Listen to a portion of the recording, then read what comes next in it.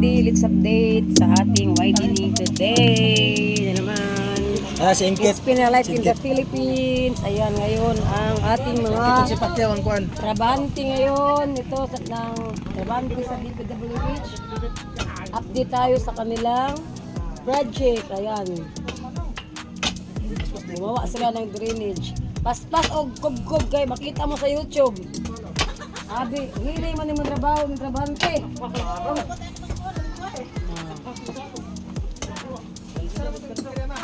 Adiya. Paspasi kay aron mahumana ang tindahan, way madisgrasya. Ay tindog-tindog, kay makita ang ebidensya. Pagasin na flag ay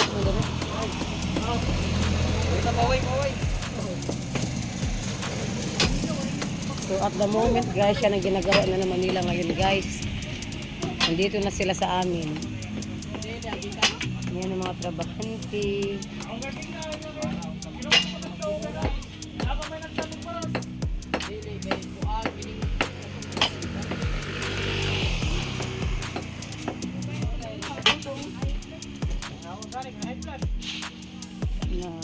Ulit na nga ito ko rin nagwalik.